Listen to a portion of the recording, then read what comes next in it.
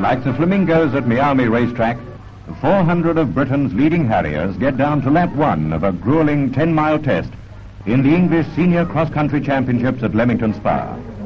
And just to get him into the right spirit, the course begins with a nice, long, uphill pull. But they can take it, over the grass on winged feet. That is, all but one, Flatfoot Freddy, the happy harrier, and Stu Gentry. The wings fell off his feet. But he's game, battling on where the pounding feet drum the tune of the turf.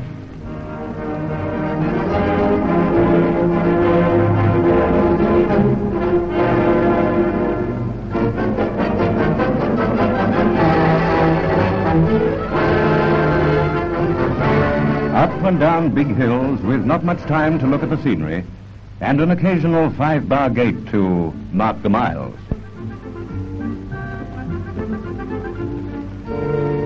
No, not that way, Freddy. Not that way. You see, it opens. At the end of the first of the 3 laps, the pace begins to tell, and you feel as if you've got a lump of lead in your shoes. The hills were beginning to get them, too. And at this point, the real fight started.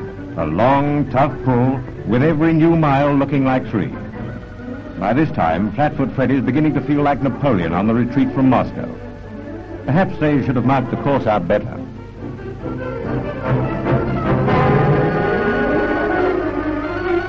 It started with a hopeful 400. Now there's only the stayers left.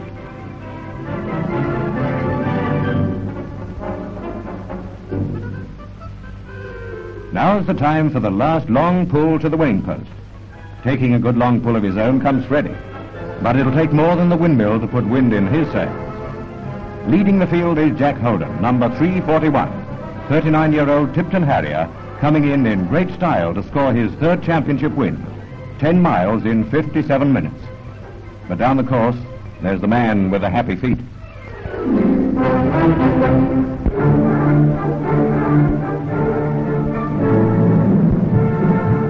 Arriving by flying boat at Karachi, the British parliamentary delegation to India is faced with a hectic program for its 6-week tour. Leading the delegates, Professor Richards comes ashore with some of his colleagues.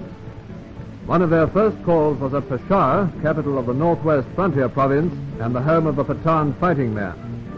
Doing the job properly, the members visited neighboring villages and, through interpreters, encouraged the people to explain their problems, which they most certainly did.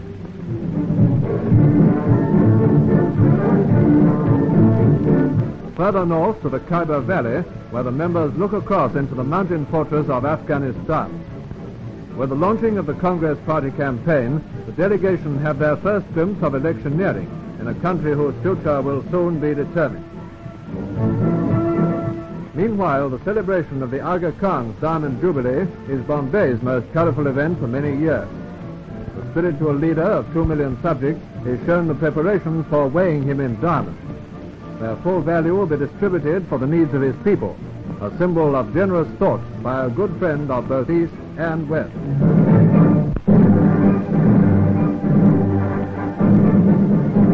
Introducing the Miles Avenger, a new British 2-seater soon to take part in our export drive for civil planes. Taking off for Johannesburg, the Avenger will soon demonstrate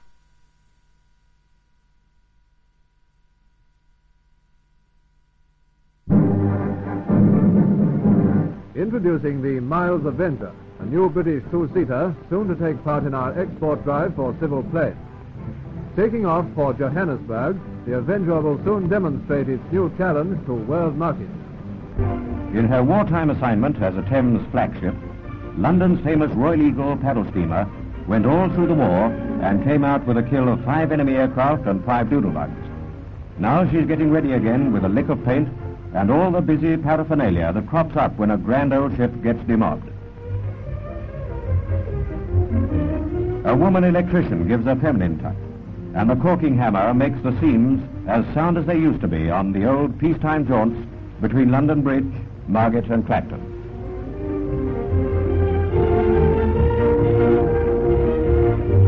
Getting the wheel turning again is Royal Eagle's much decorated second engineer. Well, we promised to bring the Royal Eagle safely back from the war, and here she is, undergoing her refit now, so she'll be ready to take all the crowds down London River without Whitby.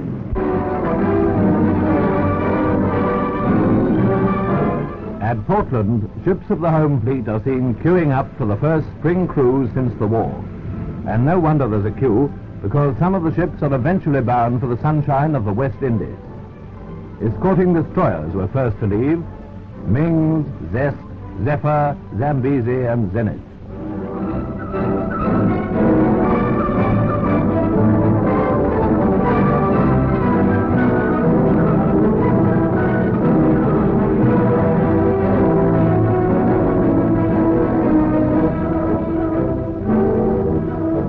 Ships of the 10th Cruiser Squadron included the Birmingham, which was followed by the Diadem. These two cruisers, together with the Bellona, which joined the fleet at sea, are the ships going to Trinidad, Barbados. The first objective, so to speak, was Gibraltar, and I don't suppose a view of the fleet will do Franco any harm if he happens to look that way. Admiral Sir Edward Seifert was in command, flying his flag in HMS Nelson. This famous battleship typifies the unceasing work of the Royal Navy, which from the first day of war to the last fought unceasingly against every hazard the enemy could devise. The Nelson came through, and now she steams out on what we might call a victory cruise.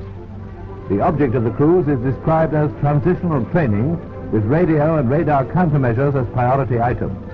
As we all know, the efficiency of the Royal Navy is still one of the most powerful factors in our security.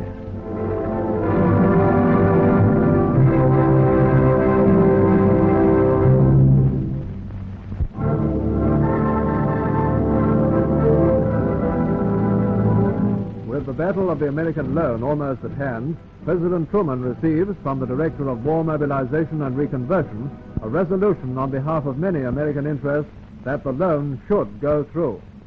With this loan, Britain will be able and has agreed to abolish barriers that block our mutual trade. The alternative to the British loan is trade warfare between nations. Peace can be built only on a foundation of world economic cooperation and stability. The British loan is a cornerstone in the world's structure of peace.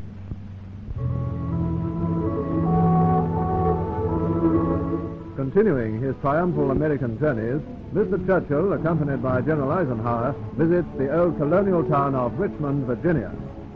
The 18th century atmosphere seemed to appeal to Mr. Churchill, who was in sparkling mood as he gave the V sign to crowds of admirers.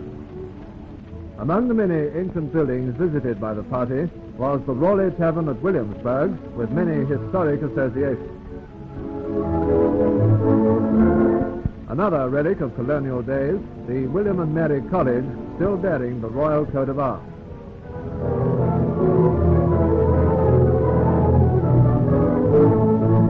Once again, the crowds applauded the two war leaders as they came out to their waiting coach.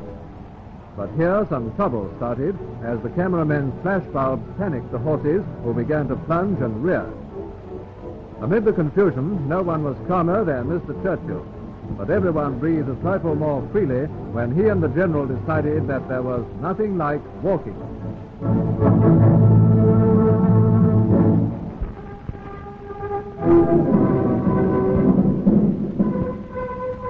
Tribute is paid to a great soldier by two of Britain's frontline towns, Dover and Hastings, who confer their freedom upon Field Marshal Viscount Montgomery. At Dover College, cadets of all three services parade for inspection. During Monty's speech, the youngsters have what will probably be their only experience of being apologized to by a field marshal. Now, the only thing I'm sorry about is that we were a little bit late here.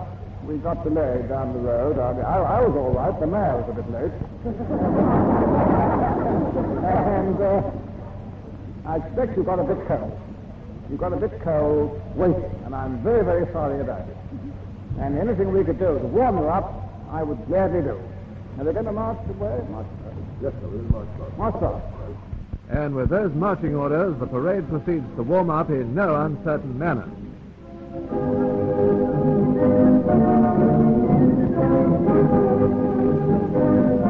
Hastings gave another big welcome to an old friend who chatted with ex-servicemen and recalled old times and old battles.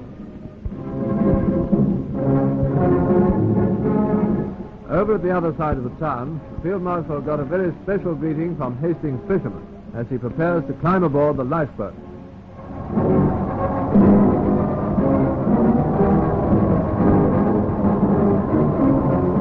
And after what he tells them, well, he just couldn't be more popular.